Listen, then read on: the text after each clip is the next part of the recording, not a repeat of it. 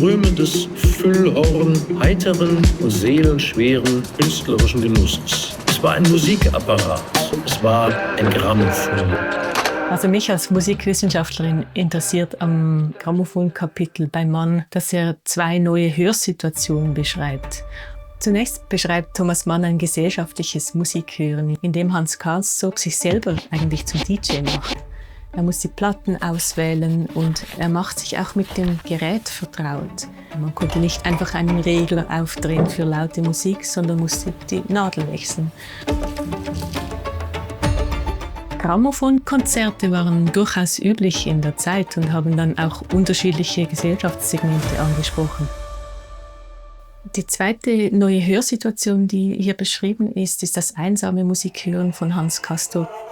Spät, nach der Abendgeselligkeit, nach Abzug der Menge, war seine beste Zeit. Dann blieb er im Salon oder kehrte heimlich dorthin zurück und musizierte allein bis tief in die Nacht. Thomas Mann entdeckte seine Liebe zum Grammophon und zur Schallplatte erst 1920.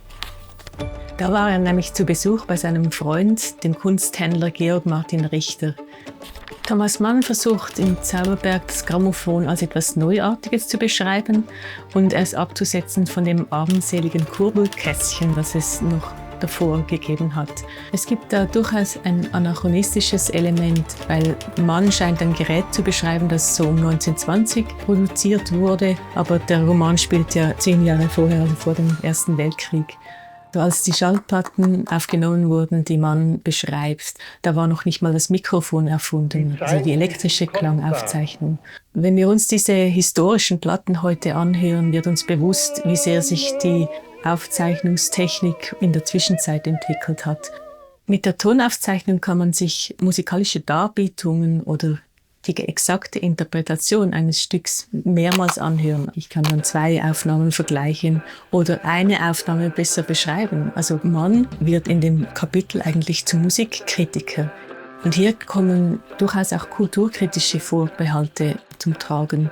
Zum Beispiel, dass die soziale Bindung verloren geht. Und ich denke, hier können wir wirklich auch diese Überlegungen im Zauberberg in die Gegenwart weiterdenken. Also ist es wirklich eine Abschottung oder Vereinsamung, wenn man Musik auf Kopfhörern hört? Könnte man es nicht umdrehen und sagen, es erhöht auch die Konzentration und bietet einen anderen Fokus auf dieses Musikerlebnis und den Genuss des Musikhörens?